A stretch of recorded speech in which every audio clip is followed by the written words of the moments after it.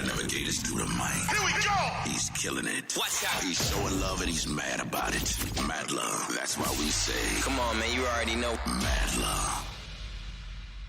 Big shout out to everybody listening in, tuned in to QSJ Radio, home to the unsigned artists. I am your host, Traffic Light. Today we have a special guest. Let me tell you, somebody who has witnessed many facets of God's power. Let me tell you, I'm telling you. We're talking about struck by a truck, dodged a bullet, overcame racism, recovering almost drowning in a pool end of a swimming pool. He was born and raised in Chicago's South Side. His single mother raised him, and she once moved to another neighborhood to escape the gangs and violence with only 2 black families in the neighborhood. Okay, check that out. And you probably didn't even like each other. And they returned to their South Side home where Hanks excelled in basketball, standing at 6'3", and he found his rhythm on the hardwood and as a shooting guard. But family came first. He started working at age 10 with a paper route. By age 15, he moved to Chattanooga, Tennessee, to help care for an ailing grandparent. He earned a GED due to the inner city gang violence, and a tragic shooting drove Hanks to set higher goals for his future. Now we're at the teens right now. Like if I gotta keep going, and it gets crazier, which it does. But anyways, we're gonna talk to Phillip Hanks. I'm gonna go ahead and Mr. Hanks, because you know he half a century right now. Congratulations on that. That's a milestone. Actually, that was a milestone for everybody to see. Because of all these things that happened to you.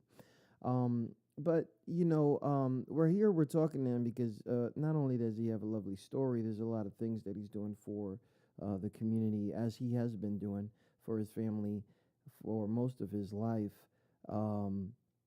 Phillip, how you doing? And welcome to the show. Thank you. I feel good. I'm trying to get over, I don't know if it's a flu or a cold, but I'm doing well. I can't complain. And even if I could, what good would it do? And so, it's better than trying to get over other stuff. Yeah, Right?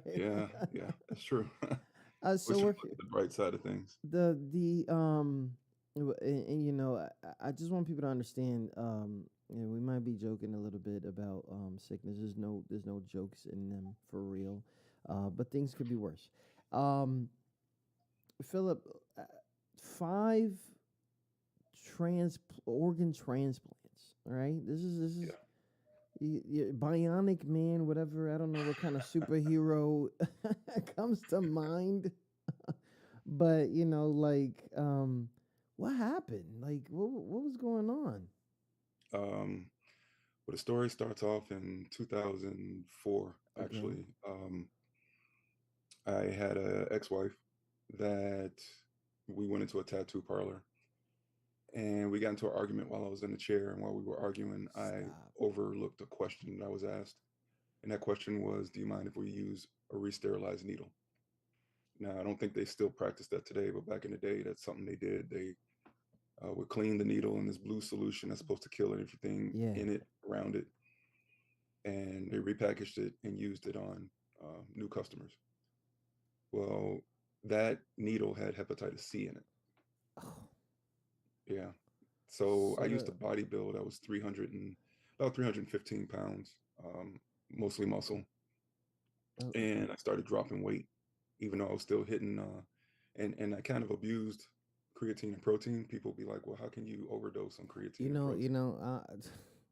protein? It was crazy. I wasn't ready to ask the personal questions yet. Right. Because, we'll get into that here in a second. But right after basketball, you went right into the gym, or was during the same time? No, I lifted weights for basketball. Okay. But it wasn't to bulk up. It was just to be able to drive into the hole. Okay. Oh, you was getting... they were stopping you. Yeah. Okay. Go ahead. My bad. So let's just say I developed a 3-point shot and got well known for a 3-point shot. All right. You had to, though. But you're in the middle of an argument with an ex, and Mhm. I already could tell that that seems like it was normal at the time. We had a volatile Yeah. relationship. Yeah. Okay. And you know the thing with the tattoo, you get hepatitis. You said Bravo B Hepatitis C. C. So Yeah. you're 300 something, walking around like Right. and then you just start losing weight. Like, but how did, because sometimes I know that when you're bodybuilding, you're keeping track of a lot of things, Right. right? Macros, weight, all Mhm. that. Yep. But the vision is different. The vision is like, yo, what's going on? Like, you remember that time frame when that was going Yeah, I was getting cut up because I was dropping weight, on? Ooh, and so I was dropping body fat. So it was looking nice. I just didn't, and I was tired all the time.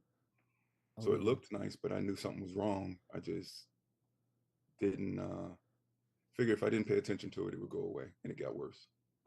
oh man, that, whoa, that's crazy because it's one of those feelings, right? Like you hey, I'm doing something good. Yeah. It looks good, but it's not. But when Right. did you know when it? That's the crazy part. Like when did you not? When did you know it was not? Well, the ex-wife, the same one I had that argument with, she didn't work. I took care of her. I was in Mm, IT, and IT was very good to me. mm, So she asked me about taking out a life insurance policy because we had two boys. okay. And, she was saying, well, what if something happened to you? What would me and the boys do? So it made sense to me. Yeah. I agreed to it. And then State Farm showed up at the house one Saturday morning. Like the State Farm usually come out to the house just to take out a I life mean, the insurance policy. commercials sometimes the commercials are serious, Right. but okay. And I asked the guy that very question. And he said, well, in your case, yes. And I was like, what do you mean in my case?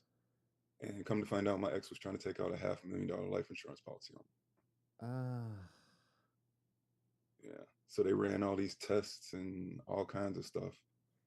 And they came back about a week later. They sent me a letter saying, you need to go see a doctor immediately, and we're not giving you that policy, but you need to go see a doctor. yeah. And it was in bold letters in the letter, ASAP. Oh, So went and wow. saw a doctor, and that's when I found out about the hepatitis C. And I also found out the exact same time that I had fourth stage liver cancer. Hepatitis C is what they call a silent killer. Yeah. The reason they call it a silent killer, it attacks your liver, and you don't even know you have it. If you contracted it when you was 20, you wouldn't even know about it until you was like 50, 60 years old. And by that time, it's done a lot of damage. Mine excelled and, speeded up rapidly due to all, I mean, I was taking 360 grams of protein per day, 5 to 6 days a week. Yeah. When you're trying to get bigger, um, you need more protein. Yeah. So that's what I meant when I said, yeah, I was abusing protein and creatine. I mean, oh man, see, this is like the scary thing because I was in the service for a long time, Mhm. and we don't know gym rules. Some people do, but we ain't got time for that. You know what I mean? Yeah. Like we Yeah. just gonna go in, and we're gonna get two pieces of beef, two pieces of chicken. We gonna do all That's, that. that's the right way to do it. Yeah, and we just gonna keep doing that, and then all of us, the supplements do come in, kind of handy, Mhm. like the little bad days. Nobody wants to go to the gym on a bad day, as much as people want to believe that these things do help. Yeah. But the abusing part is it like that? It taxed the Is it? liver and kidney. Oh, It taxed it quite a bit, mm. which allowed the Hep C to do the damage much quicker. So right now you like late 30s or something like that. What do you? Yeah, around that time, yeah, I was about 32, 33. Oh, early 30s, slimming down, thinking you fire, like and then next thing you know, it's like, no, I'm not, because Yeah, this shorty over here is trying to do something extra, right. and but So I wound up leaving her. yeah, of Um, course, yeah, I left her and was single for a while. And in 2007, met my current wife, and you know, how I knew I had to marry this one. Not only was she a good woman, but when I found out that, yeah, I had a certain amount of time to live unless I got a liver transplant, Yeah. did everything I could to try to shake her and try to break up with her. And she wouldn't go nowhere. She stuck to me like Oh, crazy glue. so you had that that thing where you wanted not to leave somebody alone. You was just pushing people off or something like that. Like, Yeah, yeah. I oh, didn't want to be a burden. I yeah. didn't know how this whole liver. I had never had a broken bone in my body ever. I think the worst thing I got kicked in the face when I was a kid with a hiking boot, and I think that's the worst thing I ever had happen to me. So, oh man. So you were alone for a little bit. You met wifey. I heard you met her at a weird spot, like It I was a want grocery store. as a grocery store. Yeah. So God is funny. He's real funny That's that homie right there. because I'm a man of faith. So I had prayed about meeting a new wife. Was tired of being single, Yeah. and I was a single father struggling. And yeah, I prayed and prayed and prayed, and all I was getting was these women that would come. What do you do for a living? As soon as they asked that question, it's like they saw dollar signs. Oh yeah, because he was in IT. Yeah, I had my own house, my own car, my own Yeah. everything. By the way, I'm getting into IT right now. That's cool. What part? Cybersecurity. Oh, that's where it's at. That's the way I've pushed my son to go. I'm trying. I'm trying right now. It's like I can't stand people though. But that's post military problems. But you won't have to deal with people dealing with cybersecurity. Oh, that's a good idea. You'll be behind the scenes. Yeah. But so every time you met somebody, they already knew you was like set. It just didn't click. It was always something. Yeah. And one day I was on my way to a church, visiting a church, and the first lady and pastor had done something really nice for me. Okay. So I remember standing in the mirror, getting pissed off at God, not to be sacrilegious or disrespectful to God, but Yeah, you gotta argue with people you love. You know yeah. what I mean? And I kind of snapped at him and was like, look, I prayed to you. I came to you for a woman. I ain't finding nothing out here. I'm done. I'm going to concentrate on my kids and my career. You let me down. Wow. And no sooner I left the house, I stopped at Jewel to get some flowers for the first lady just to say thank you for the kind thing that she did for me. And while I was there, while I was at the florist, this woman kept walking back and forth. Yeah. Okay. And I had driven through this. There was cop cars, fire trucks, ambulances, all kinds of lights. And all of them had their lights on and they were driving around. And I had never seen that before. So I was like, man, what is that? What's going on? I was asking the florist.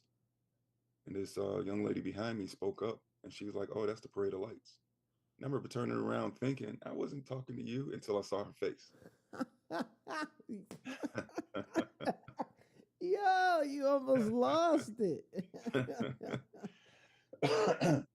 Don't forget, I had just had that conversation with God. And I was like, yeah, he was tight. He wasn't even trying to deal when I with it. turned around and saw her face, the innocence, the smile, it just drew me in immediately. And I still didn't give her no play. She still gives me a hard time about that today. Yo, but so who? How you So I go was from? just like, okay, thank you. And I turned back around and Okay, continued talking to the florist. all right. So she walked off. And when she walked off, the florist was like, man, she digging you. You better get with that. What? I had been in that Jewel so many times. He kind of developed a small relationship. Yeah. And so he knew I was single and everything. And he was like, man, you better get with that. I was like, man, she ain't checking me out. That ain't That was the whatever. homie. The homie looking out. Yeah. So she walked past again. He was like, dude, she checking you out. Yeah. I was like, no. He was like, man, if she walked past here one more time, I'm gonna go get her number for you. Wow. And so I said, if she comes by one more time, I'll say something to her. And sure enough, she came by one more time with smiling and grinning. I walked over to her. The florist kind of did one of these numbers. Yo, right? Okay. I walked over to her and I looked in her basket and she had salad, tomatoes, all that stuff like that. And he was looking at. so I said, well, what's for dinner? She was like, salad. I was like, well, here, take my number. Why don't you come over to my house and let me cook you a real dinner? And from that point on, man, it was just on. Stop playing. Your boy was trying to get some dandelions Yeah. and then end up leaving with a sunflower. Listen, big shout out to everybody listening. If you just tuned in, we talking to Phillip Hanks. Developing story here because he came off of a very turmoil type of divorce, and there was some fraudulent things going on in the background that caused him to go see doctors to find out that that he was ailing, and while he was ailing and all this, my question was, did you try to seek for help during that time, or was it until you met your wife that you decided to get some help or try to get treatment? Well, when my ex tried to take out that life insurance policy, that's what led to me seeking help. So yeah, I did. And they said at the time that the cancer was dormant, so they didn't want to do anything. They were just going to watch it. And yeah, it blew up into fourth stage. And by the time it blew up into fourth stage, it's the same year that I met my wife. And when they called me in and told me, she was there with me, and they told me, as soon as they told me, my mindset was, well, okay, well, I'm going to break up with her because I don't want to be a burden to her or anybody for that matter. Basically got too close by that time. Yeah. So she was like, no, can't remember exactly what she said, but something along the lines of, I'm here to ride this out with you. So I was like, okay, well, I guess you're the one. So, because people, we gotta back this up real quick. We talking about. Oh, it gets crazier. Yeah, I can only understand right now. I'm saying here like, okay, I remember this age for me, and I don't know if I was healthy or not because male is stubborn. We stubborn. We don't go check ourselves and things like that. That's so absolutely true. I'm sitting here and I'm thinking, he got mad kids. He got all this health stuff going on. He got a crazy ex, and nobody likes dealing with that. Right. And Shorty is right here with you, chilling. Yeah, she rode it through. See, you might want to think is that she wanted to ride out because something was wrong with you, but she actually took everything else in too and was riding that out too. So shout out to her, and she is a beautiful woman. I be seeing, I like looking like, okay, I see you, that saying behind every strong man stuff. That's 100, and we know that as older guys. We don't know that later. Yeah, we don't know that as young people. So but for those who are just tuning in now, we're at the florist, right? We're at the florist over there, Jules. He gave us some steak, I guess. I don't know what he probably had Chef Boyardee. He over here playing, but I think the first meal I did cook was steak. I think that was it. Oh, you went in. Okay, and but things happened after that. What was going on after that? Because that's one thing to go get treatment and stuff like that. Well, so we got married. So trying to remember the exact dates. We got married that July. That November, they called me and said, hey, we got a liver for you. You got to come in. Okay. And the liver transplant did not go well at all. As a matter of fact, I died on the table for 3.5 minutes. 3.5 minutes? 3.5 minutes, I was out of here. Saw the other side and everything. Yeah. There is another side, just to let people know. Just shut your eyes and go to sleep, and that's it. That's it? Or at least I didn't. Oh, man. Okay. 3 minutes is a long time. You didn't know? No. You just felt like a big rest. No, until I got confirmation later on from the doctor and my wife. So, from what I'm hearing, the doctor didn't want to give up on you or something and started massaging your Reached into my chest right here. I still got the scar right here. Reached in and started massaging my heart for about 45 minutes to get me back. Ooh, shout out to the doc. Yeah. So that doesn't go well. You don't leave with that liver then, right? No, I did. I wound up praying in the whole 9 yards and fighting through it. And yeah, I recovered. It was a rough recovery, but I did recover. Whew. Big shout out to everybody listening. We're getting into the deep stuff right here because the liver was one of the what was it with the first transplant, right? Correct. Yes. And then, from what I'm hearing, you needed a whole body system. It's crazy how that happened. So 12 years later, 12 years after that, got a new wife, got promoted so many times at work. So I'm an executive now in IT. Still in the field. Yeah. Chilling. Yeah. Okay. And big name companies. I don't know if I could say them on here, but nah, don't even, cause yeah, big name companies were coming after me, hiring me, and it was great. I live in VA. I graduated in the year. I need to connect. Anyways, yeah, I could hook you up. So you're getting all these promos. Everything's going good because obviously the house is good, the health is good, is getting there. Still got things over your head, but kids are growing up too because 12 years is a gap. That means that either people got over the crap you and mommy was going through. Oh no, I took full custody of my boys. Oh, shout out to you, yo! Can I get a sound effect for that? Because what people don't understand, can I? When people don't understand, I fought for those boys for a couple years, and I won finally, and took full custody. She didn't even have visitation rights. Well, that's what happens when people want to act like they got it. They did it by themselves. Yeah. I feel you on that. Trust me. So that was pretty cool. She had a boy and a girl that I raised as well. Our kids were close in age. And then I took over her brother. My mother-in-law got sick with cancer. And one of her dying promises that she made me make to her was that I would take care of her son. So I took him in and raised him too. So that's 5.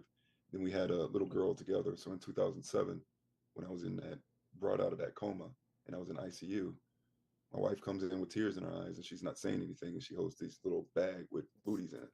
Stop.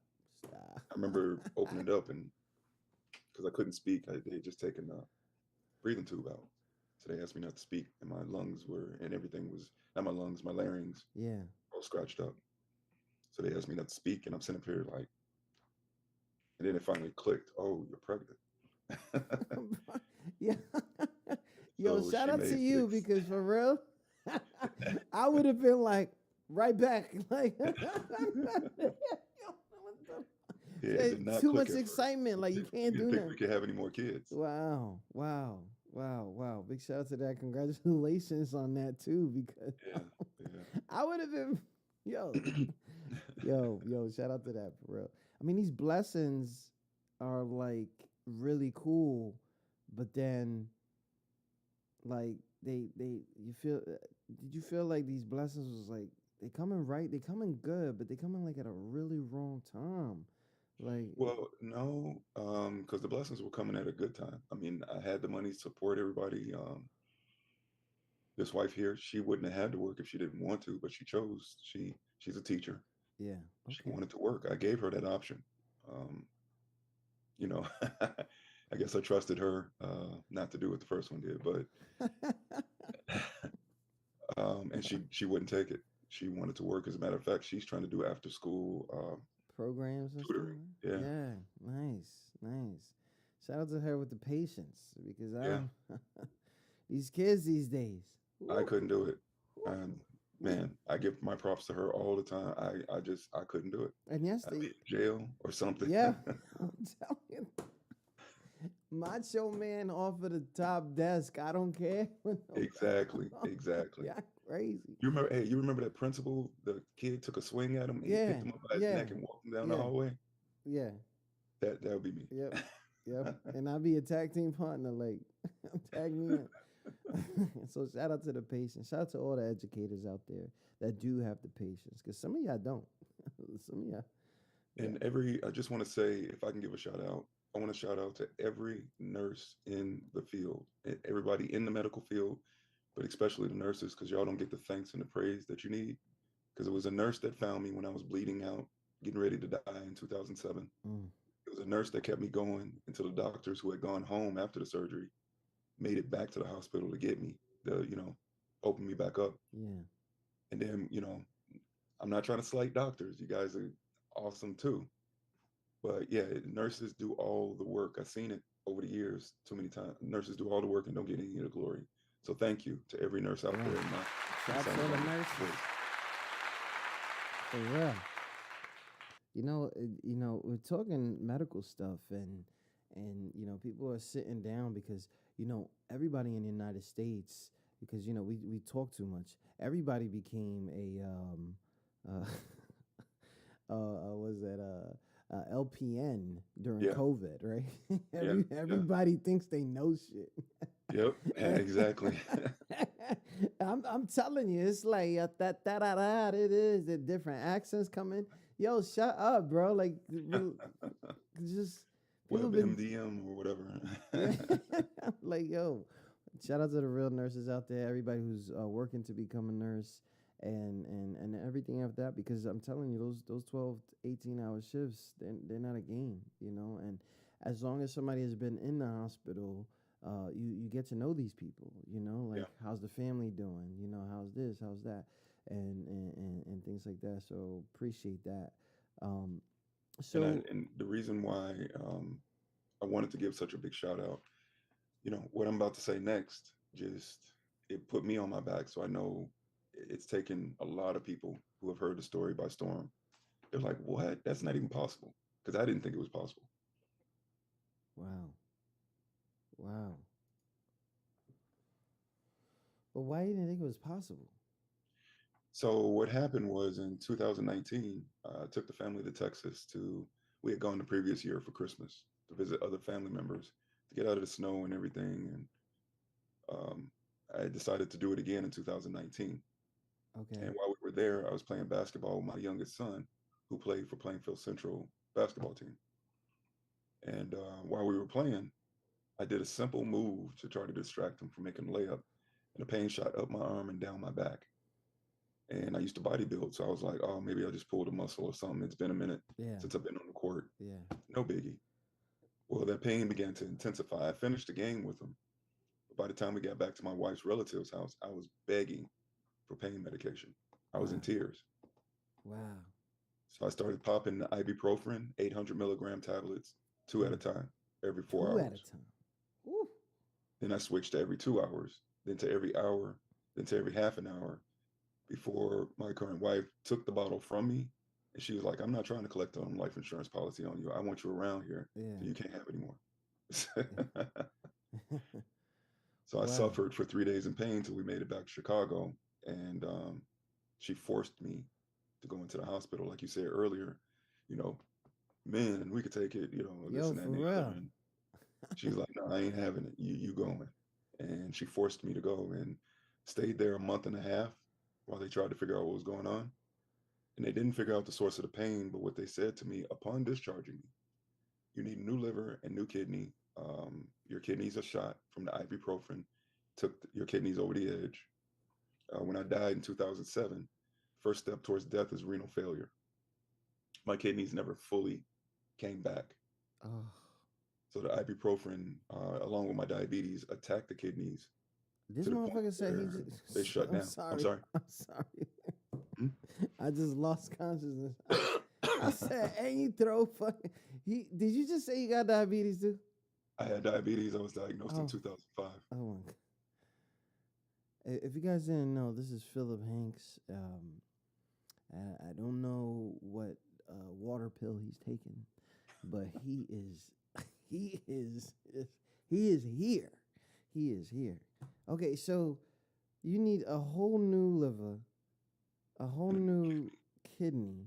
That's what that hospital told me, and they said they weren't doing it. And they weren't doing it because of what? Yeah. Because of what?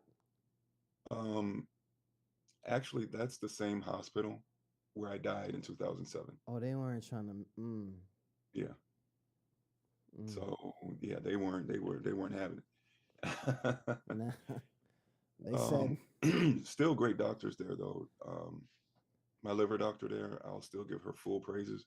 She's the one that referred me over to the Northwestern. And Okay. that's when Northwestern explained why they wouldn't do it and what happened. So what happened was the pulmonary vein got scarred up in 2007 when they did their first transplant, and it was blocked off. So it was blocking the blood flow. Pulmonary vein is the main vein that runs down the center of everyone's body. It feeds all your major organs, your liver, your kidney, pancreas, all of that stuff. And mine was blocked off. And the body is pretty cool because what the body did is started sprouting these little spider veins to the organs to keep them going. Okay. So Northwestern said, we're going to go in, remove as much of that scar tissue as possible, put a stent in to keep that vein open. We're going to get you a new liver and kidney. And they tried 3 times. And on the 3rd time, the doctor literally came into the room and told me and my wife with tears in his eyes. And that touched me because he had tears in his eyes. I mean, he really cared.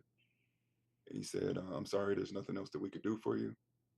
And pretty much gave me about a year or less to live.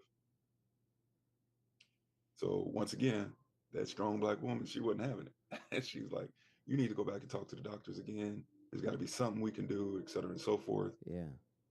So my wife was a soldier. Okay. I went back. I'm sorry. No, I'm in it. I'm in it. Go ahead. I went back and talked to the doctor again, and he said there's this doctor in Indianapolis that does these unorthodox transplants. Okay. And he helped me make an appointment with him. Made an appointment with him, drove 4 hours out to Indianapolis. And at first, he was going to tell me no. And then he changed his mind. And he said, it's a 50-50 chance that this may work. You'll be the 5th in the country to receive this type of transplant. And I just had a woman in here a week prior to you being here today who just passed away, who had something similar, but she won't have as many organs as you need. And I was like, as many organs as I need. And my wife was paying attention. I was not. She was paying attention when Northwestern said, yeah, you need more than one organ. Oh, so you thought it was just one? I'm sorry? You thought it was just one? I thought it was 2, a liver and a kidney. Oh. They said it at Northwestern, no, you need more than that. But once again, I was not paying attention to that. So when he said you need more than one, more than 2, I was like, what are you talking about? And that's when he laid the bombshell on me. He said, what we're going to have to do is going to go in, cut above the pulmonary vein and all the scar tissue, and cut everything below that out and everything attached to it, throw that away, find you a donor, find that piece, cut that piece of the pulmonary vein in the donor and everything attached to it and replace that in you. And that all happened just last year. That's the part. That's why it's making the news and the media. Yeah, and because it's during a time where not people weren't even allowed to have like dental surgery or something like that. Yeah, it happened in the middle of COVID. That's number 1. Number 2, my recovery has been unremarkable. Like people cannot, the surgeon himself who performed it is using me as a case study. He said he just can't wrap his head around how it went so well. Yeah, if you guys are just tuning in right now, we got Phillip Hanks here. He national story of out of nowhere, 2020. He had to get at least 5 organ transplants with a 50-50 chance of survival.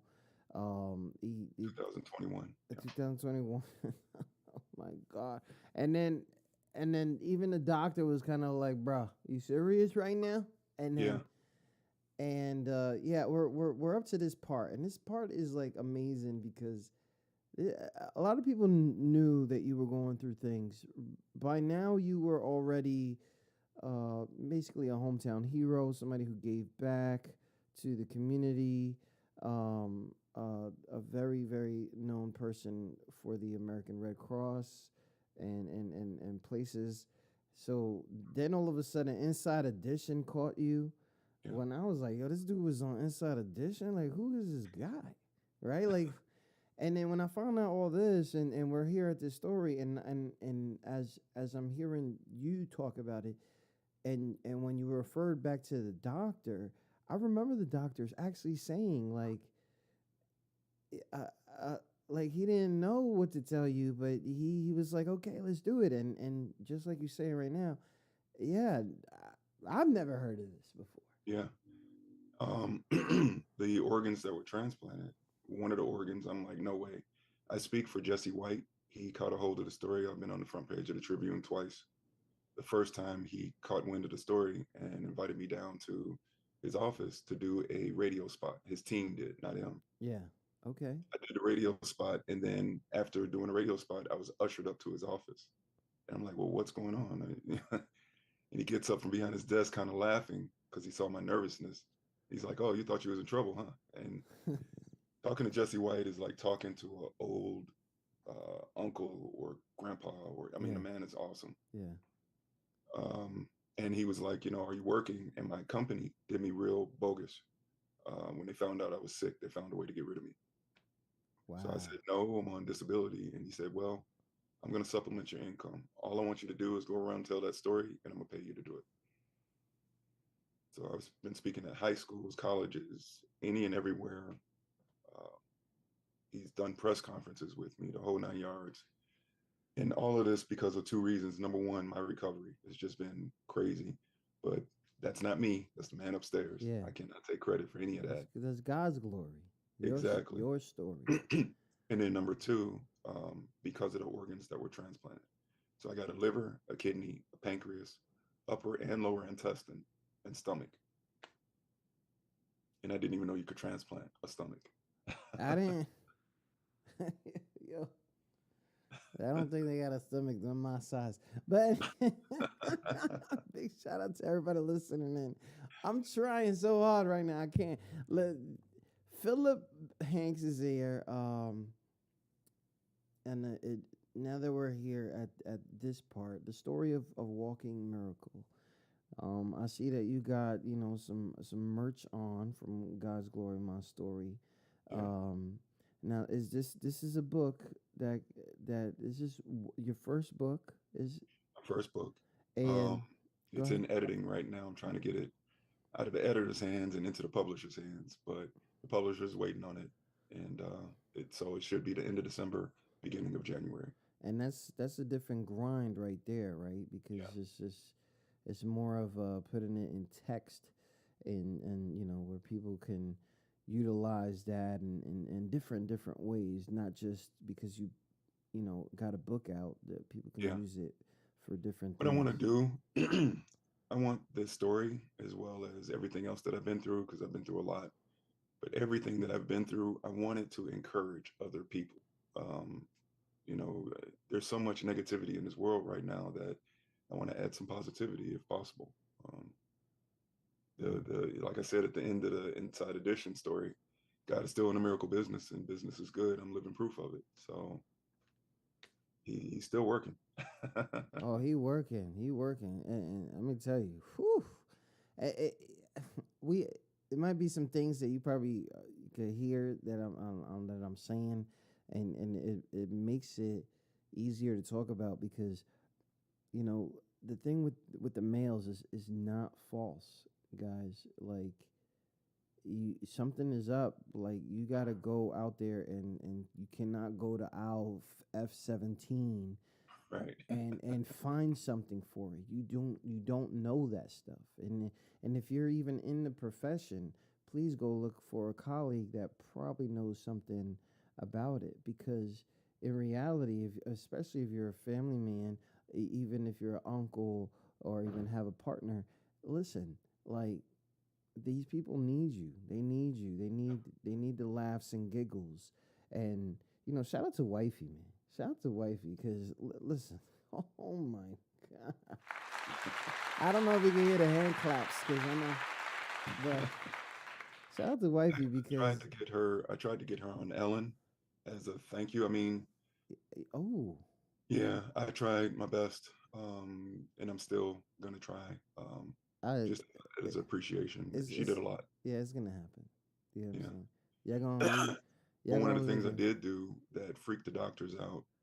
So I was supposed to be in the hospital a total of 6 months. I was only in there 2. I was supposed to be in ICU for a month. I was only in there a week and a half.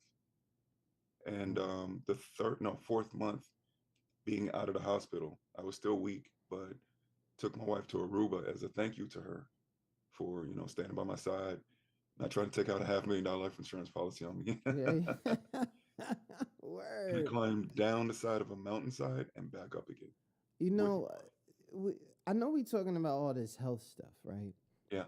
But there's one part of this that's been missing: the mindset, Yeah. the mental health part.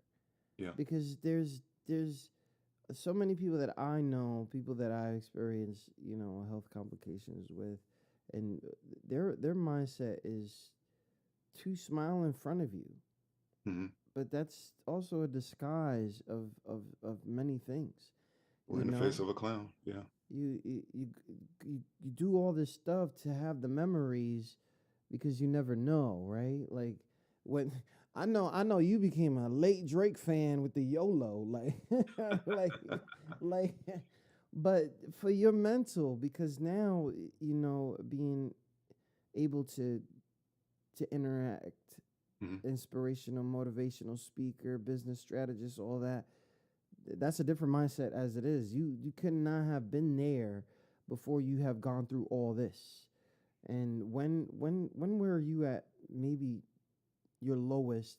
I know we talked about that mirror match that you had, um, but even though you had people on your side, supportive wife, everything like that, there's always this low side. And then Mm-hmm. when was the opening light? When was it like, okay, it really doesn't matter, you know, it's all good. Everything, the worst has happened, and we're gonna move on. There's been a few of those instances.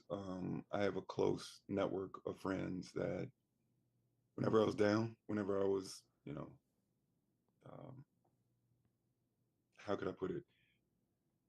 Not listening to God, not listening to, his promises and everything else, and looking at the world. Because if you look at the world, like I said earlier, you're going to be doomed because there's so much going on. Mm.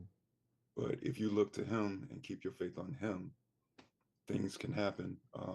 So those times when I forgot that, there's been a couple of times when my friends surrounded me that came over, brought hoagies from the home of hoagies. Shout out to If y'all don't know what hoagies are, they're sandwiches. they're delicious. So shout out to Gavin McCoy and um, Richard Gibbons. Ooh, nice. They came over and hung out with me, man. It took my mind off things. That was a big thing. My wife always tried to keep me uplifted.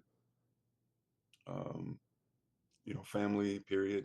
But those times when I was alone, it was, I have to say, it was my faith. It was God that got me through it. Nothing else. I can't really put it on anything else. And when they told me that I needed 5 organs transplanted, I broke. I went to the bathroom, and let's just say I had a serious conversation with God. Yo, It was something along the lines of, "This is how I go out, so this is it." wow, XXX. Yeah. He Fill in the came back blank. and he said, "I haven't left you in all this time. Why would I leave you now?" If you guys, if you guys are tuned in right now, we got Phillip Hanks in here. We're talking about a whole bunch of things. Now,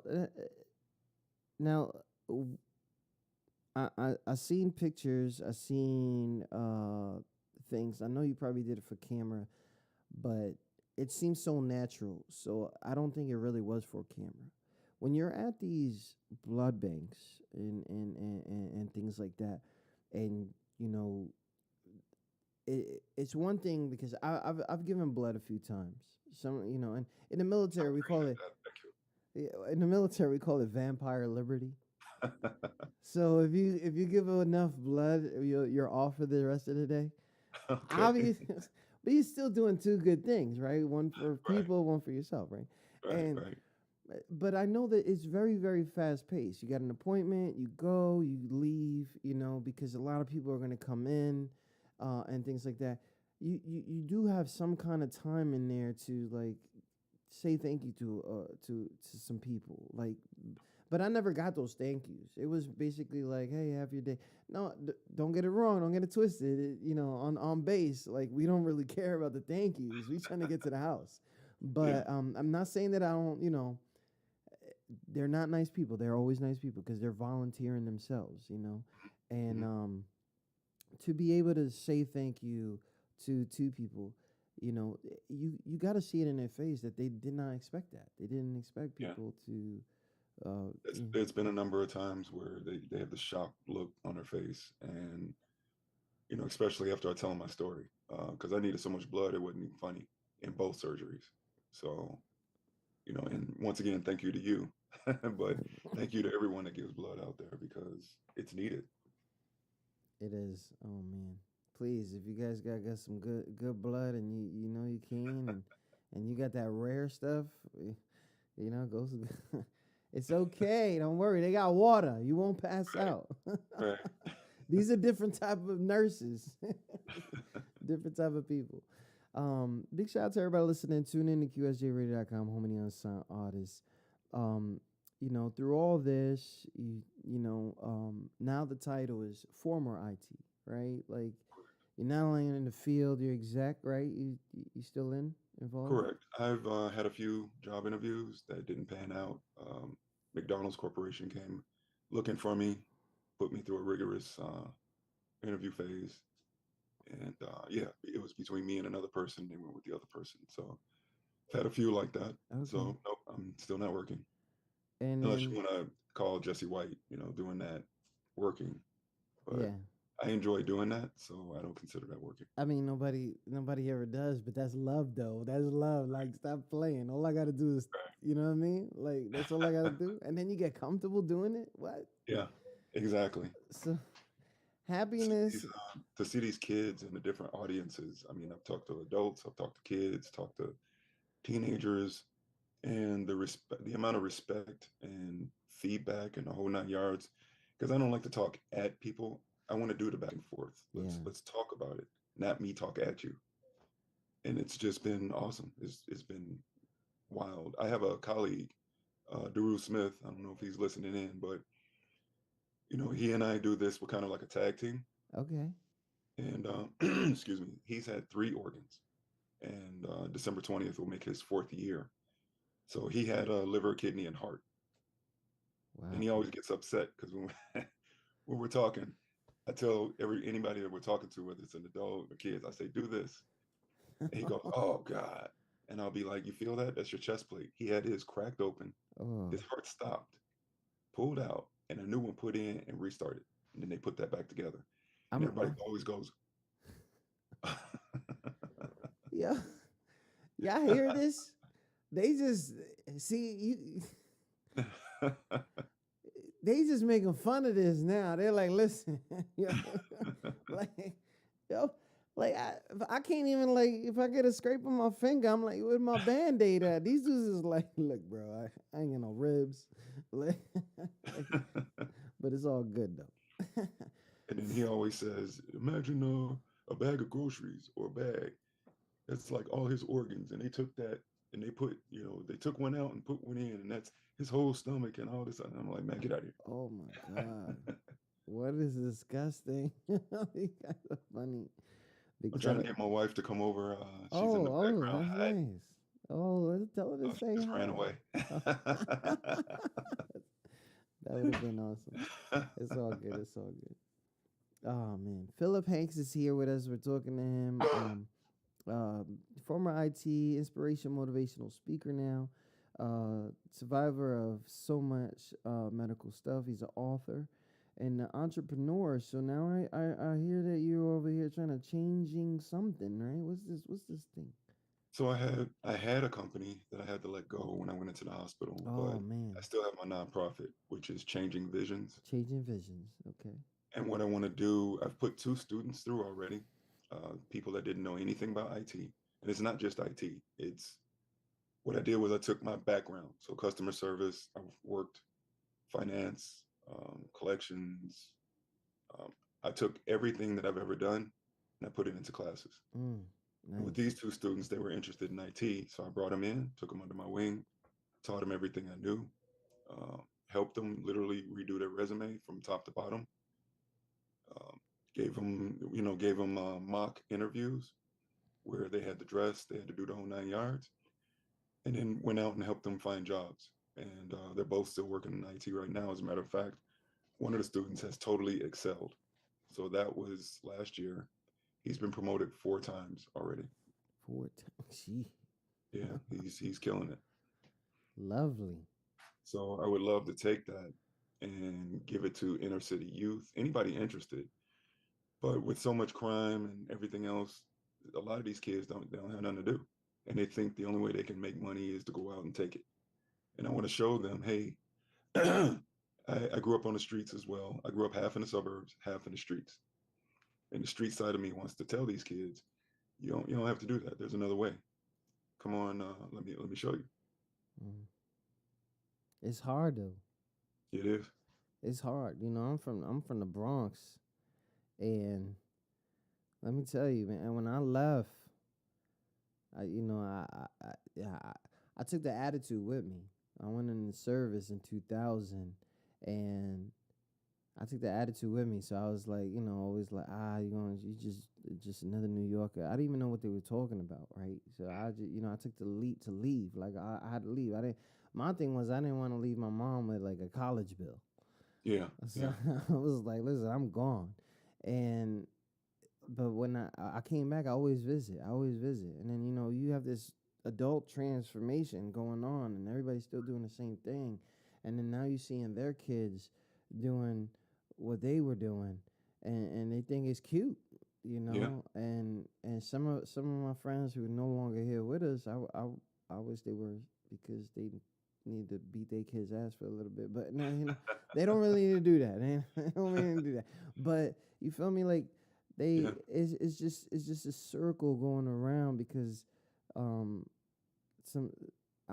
feel like, even though people could blame the parent thing, dad not being there, mom not being there, they could do all that, but it's really not. It's a community thing. Somebody has to grab them and actually literally show them, because the cool kid will always win if you don't show something cooler. Exactly. Exactly.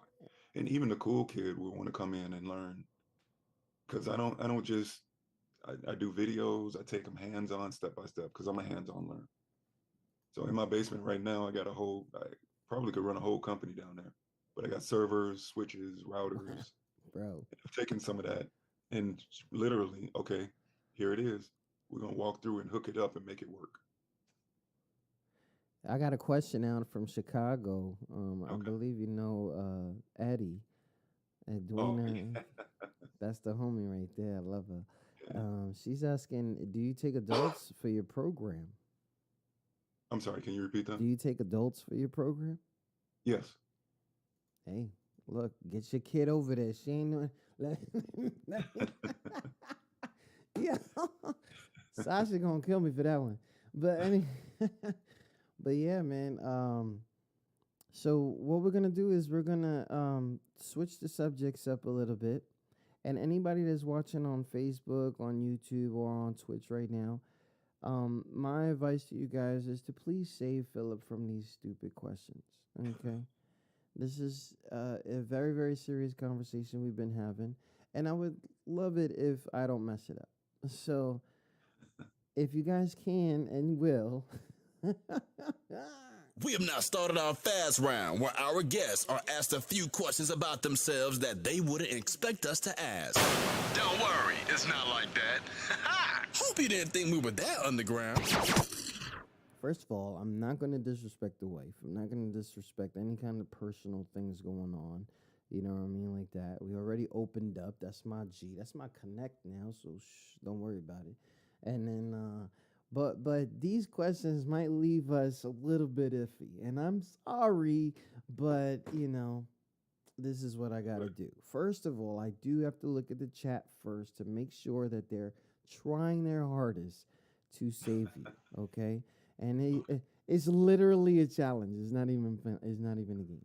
Okay, so let me put this here. Let me make sure I can see the chat. And so Eddie says, if it's the fast round, tell him I'm not saving him. That's what she said. She says she's not saving you. Yeah, that sounds like her. Right? Telling you she love you, still leave you like, you know what I mean? All right, first question of our fast round. Is cereal soup, why or why not? Cereal or soup? Is cereal soup, why or why not? No, cereal is not soup. I told you it doesn't have any milk in it, and it's not sweet. Oh. Soup. Uh, what is the sexiest and least sexiest name? Hmm. Um, I don't know. Let's hope the wife is not listening. um,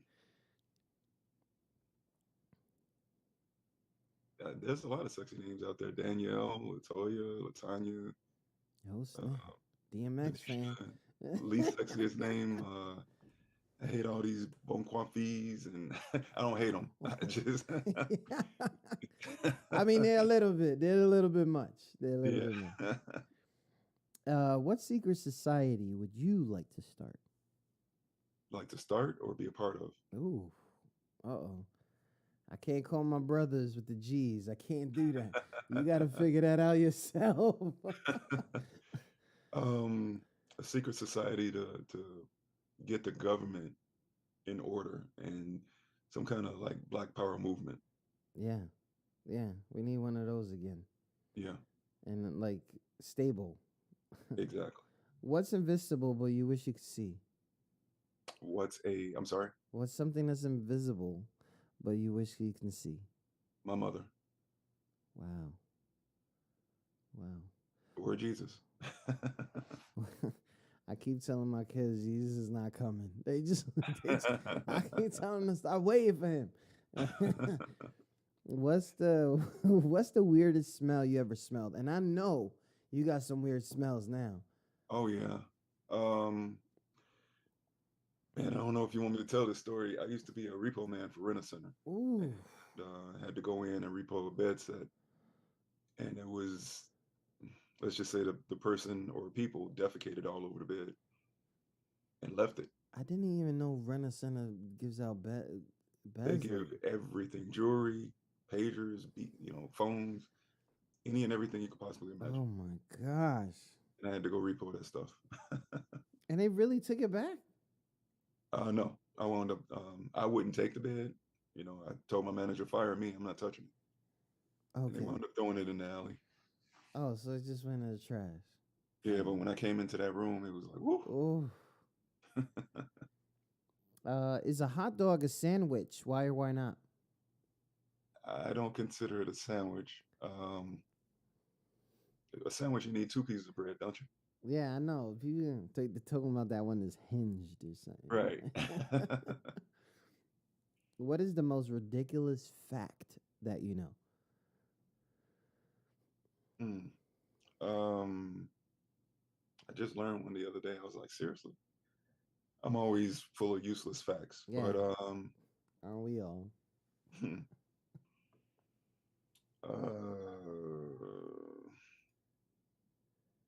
Yeah, that one. I'm kind of drawing a blank on that one. Okay. That's a lot though. You know what I mean? That's a lot. It's so good. Yeah. What's something that you think everyone looks stupid doing? Probably using the bathroom. You on that toilet trying to squeeze one out. So okay. I'm gonna stop this fast round real quick because I was thinking about you got all these new organs going on and when was it where you were able to like have like your own diet because Immediately. Oh, okay. I'm no longer diabetic because I got a new pancreas. Okay. I almost put myself into a coma when I was in the hospital. So I used to give myself the insulin shot, and I was about to eat. I took my pen out, prepared it. I was just about to jab myself when I was like, oh crap, hold on, I don't have to do that anymore. And if I would have done that, I could have wound up in a coma. Oh. Yeah. Okay. So that's a good thing. So we got one excuse me, one from Eddie. What is two of his best high school memories? Oh man. My first car. Okay. I have to say just high school overall, but yeah, my first car was my biggest, fondest memory, getting that car that she didn't want me my mother didn't want me to have, but she went ahead and bought it anyway. Wrong move. Burning rubber up and down the street. We have Bossy V out of Brooklyn, New York. What's next for you? So as I stated earlier, I'm trying to get this book out of the editor's hands and then publishing. Then promote and do the book. It's called My Story, God's Glory. This is the logo. I'm gonna do sweatshirts, hats. I just had this made the other day. This is a Scully. Scully, ooh. For those of us that live in the cold weather. Yeah. I hear that you guys get cold a lot. Oh yeah. But here in New York, it's just right behind us. Yeah, so. but I'm in VA now. I took the whole military trip. I'm no longer in the BX. I You love made BX. the smart move. You got out the cold. And then after that, I'm going to try to get a documentary done. Nice. If people want to see it, if they want to hear it, I want them to do it. And then I'm going to see if I can get into the, full-fledged into the public speaking realm. Okay. Or go back to IT. I'm leaving it up to God, and He'll choose the direction for me and push me in that direction. But those are my options right now in the near future. And Bossy V responds, I'd love to buy your book when it's published. So I'll tell her I appreciate that. I really truly appreciate that. Don't worry, I'm gonna hold it to her. Don't worry, I got some receipts. I'm done with this. Anyway, how do you feel about putting pineapple on pizza? Love it. I tasted it before. It's pretty good. Yeah, I don't know. Bacon. Yeah. People get mad crazy over that. Like, yeah, losing friendships over that. Like, bro, like, relax. Okay. Hey, you can't say you don't like it if you've never tried it. Yeah, for real. Like, we used to call it a Hawaiian over there in New York. Yeah, that's what it was called. Oh, yeah, okay. See, we're not crazy. I used to come to New York every year, once a year. My ex had family members that lived there, so yeah, we was there once a year, every year. I love New York. Shout out to you guys, because Chicago never really loved New York. At least the people I ran into. Yo, if animals could talk, which one do you believe would be the rudest? Cat. They already rude. Just by the way they carry themselves, like, screw you, I don't care, Be like, here, kitty. They'd be like, yeah, whatever. So a cat. Rule of the house right now. Toilet paper, right? Over or under?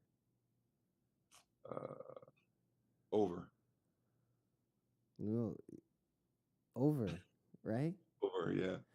I saw an actual instruction of how to put toilet paper in the roll. Okay. Like, I was like, there really is an instruction to put that. It's just to put it in there. But you know what's crazy? What's that? You're right. Because I had it like under before, and it just wouldn't stop. It just kept going. And I'm like, yo, that is ridiculous. Yeah. In one sentence, what do you think? How would you sum up the internet? I can sum that up in one word: the devil. Oof. Even though people used to trip on me because I made my living doing IT and technology. Technology could be so cool. I mean, my house is a smart house that I turned it into. Yeah. However, at the same time, it's so damaging. People don't know how to converse one-on-one anymore, face-to-face. Yeah. Because now everything's through a text, or social media is very dangerous. I mean, it's damaging. The internet itself can be damaging. I mean, I'm gonna tell you, I don't know if this was a good move I did or a bad move I did, but I literally grounded my kids the whole pandemic. And I did that. It's not like I kept them away from TV or outside. Maybe outside we did that too, but there was too much going on. Yep. There was just too much going on. I think we had like 3 weeks that the world was together. Yeah. Like 3 weeks. That's all we had. Yep. That's what that looks like. That's crazy. And then boom. Yeah. Right. Remember that time? Together in the whole 9 yards. Yeah. Yeah. It was. But it's a study that was done. You're talking about useless facts. Okay. Well, I don't think this is useless, but it was a study that was done. They did a test on the brain of a crack addict or someone on cocaine and someone using the internet or social media. and the brain lit up in the exact same way. Nah. Yeah. You know what? I can see that. Yeah. Nah, that's crazy. Big shout out to everybody listening. Yo, Eddie's talking about she going to disown both of us. She going what? She going to disown both of us. Disown both? Because of pineapple. Because of the pineapple. I cannot believe I gotta lose. I'm losing friends over food. It's Has not. she ever tasted it? I don't think she has. For real. I don't think she has. I can you try it. She over here wilding.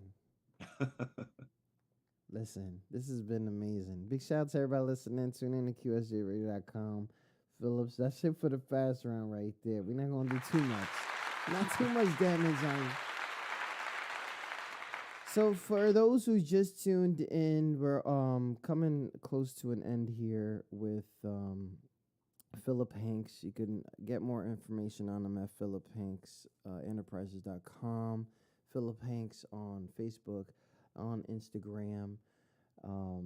You know, he got all his information on there and things like that. He's been doing a lot of things, but one of the craziest stories is 5 organ transplant. I didn't even know you could have. I thought it was like buy one get one free, but he got that was the last Black Friday sale. I'm telling you. Yeah. But you know, his wife didn't give up on him. You know, and I think that if you have been listening from the beginning or even paid attention to the story on a personal level, the house had to change. In order for things to work, the house has to change. Yeah. You can't do this that way, that left, right. You know, it's not one way, it's not one feeling. The house has to change. You know, and as the house was changing, the relationships became stronger and benefited in ways that are not usual to men, right? When the children are given to you, in a system that we believed was never for us. Right. It never is. Like if she wants something, she's gonna get it, and unfortunately, for those who don't know, like I had to do the same for some of my kids. So I got mad baby moms though. Like I'm, so, but you know the feeling of being able to really stamp yourself as dad, as father, and to take in other people's children because they believed in you that much. You know, these are the deeper feelings. Yeah, I can do the surgery thing, the this, the that, but nothing really makes it possible for me to believe unless those around me believe in me the way that I see me. And so, though I know that you've been through some doctors and hands and glory, you know, it's more of a, you know, a lot of people don't get this part right here, but when you ever seen superhero movies and then everybody starts holding their hands right around somebody to just give them some power or something like that, like to revive them, that is real. Yeah, it is. That is real. They have to hold hands. If you can't pray for me when it's too late. Right. You know, if you're praying for me now, thank you guys. Thank you so much.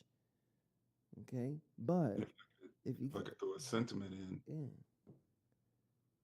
Tomorrow's not promised to anybody. I had a friend pass this past weekend. He went to sleep. He was only 43 years old. I saw that. My condolences. Did not wake up. I saw that. My condolences. I saw that. Yeah, his funeral was today. I was like, oh my. It's crazy. People need to appreciate each other more while they're here versus getting all sad and everything when they're not here. Tell that person how you feel while they're here. They can hear it. Yeah, man. Just tell me you don't like me because of my applesauce. Like, come on. It's okay. At Right. least I know where we at, because at the end of the day, I'm over here praying for you. Yeah. Like, I need to know what I'm really around. Tell me. Yeah. Está I, bien. I My agree. man Spanish stuff right there. Shout out to Wifey though. You My know, wife speaks fluent Spanish, so. yeah, not me. Like, that's it. She got me. She like, he didn't say that right. But one more question before I let you go.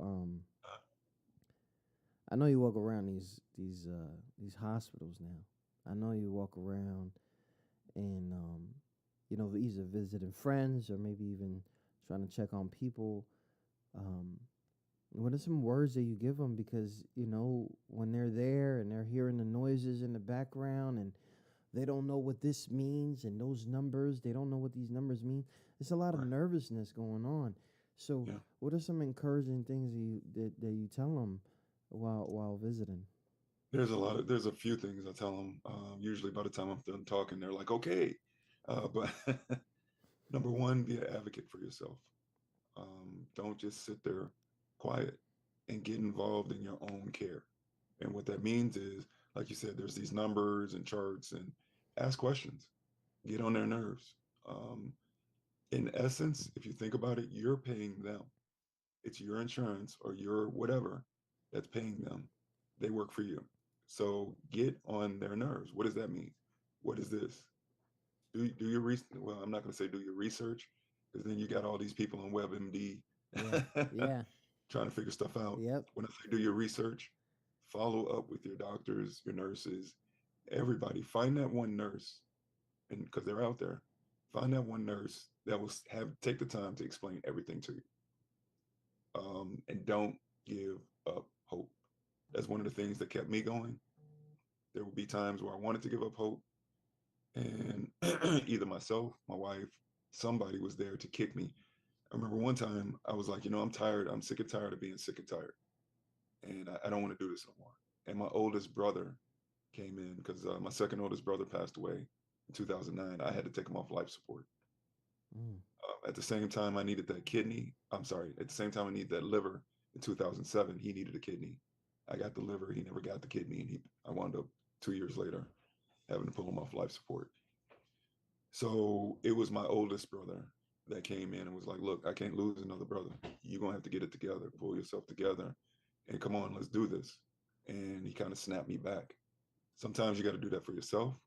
Sometimes you got to let others do that for you. But it doesn't matter who's doing it or what. Keep hope alive. Not to sound not stealing from Jesse Jackson, but you seriously got to keep hope, and talk to God. You, I'm telling you, I can't convey that message enough. He's there. He will listen, and miracles will happen. I mean, they gave me a 50-50 chance, and the doctor did not believe that this was going to work. He didn't know. He was like, we could try it if you want to try it. It's basically what he said to me. Thank you for Back in everybody the gym. listening. I see you. If you go back in the gym, yo, I'm definitely thinking you're not from here.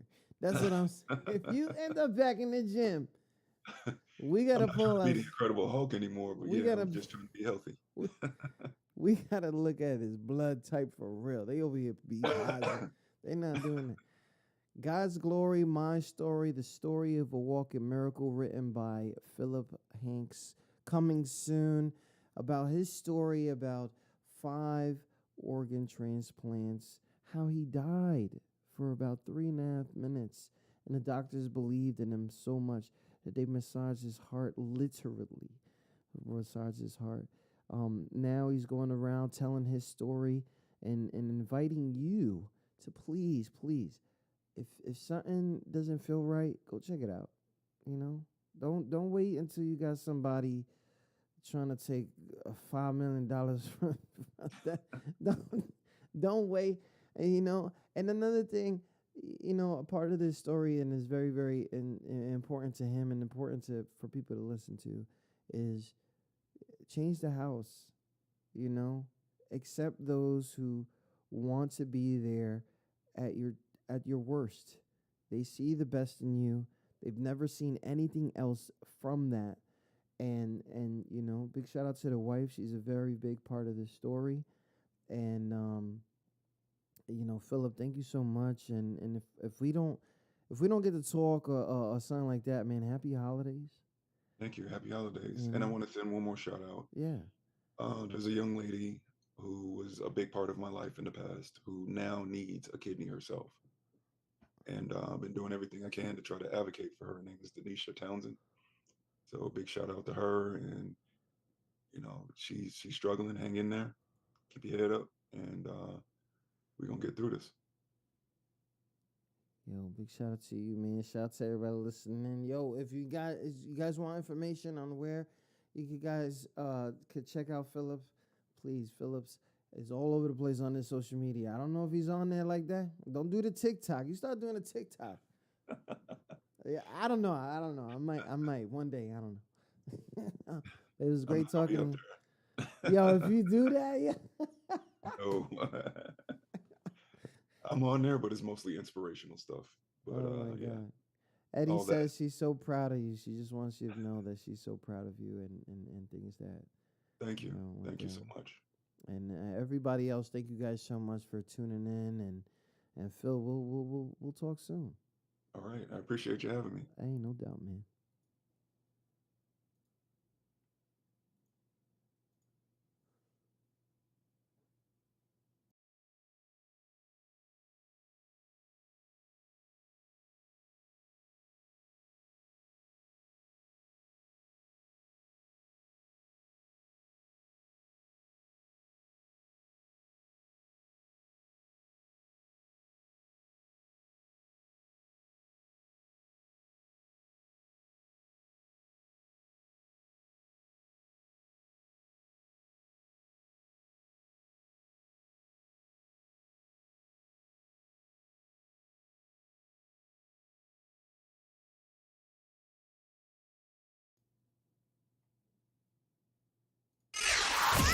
Should never gave this dude a mic. Here we go! He's killing it. Watch out! He's showing love and he's mad about it. Mad love. That's why we say, come on, man, you already know. Mad love.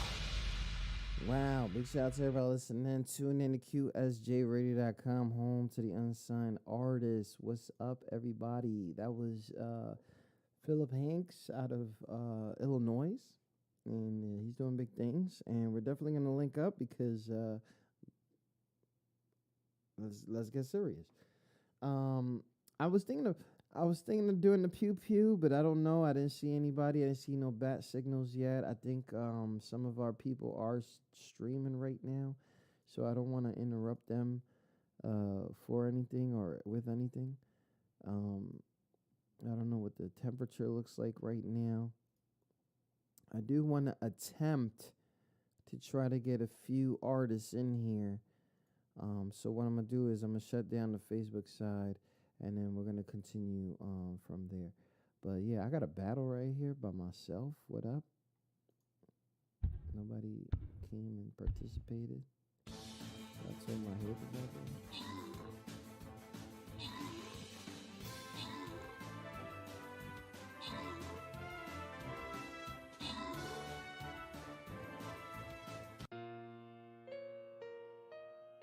That is a L. That is a L. Thanks for the L. 10, what's up, 10? How you doing? Big shout out to 10. That's a long distance hug right there. That was Friday. How you doing on Friday? Because if I don't tell you the right day, for some reason you don't come in my stream for 6 months. You know what I mean? So, big shout out to Bossy V. What up? Karen Biden was in here earlier. Thank you guys so much for tuning in. That was a very, very inspirational story.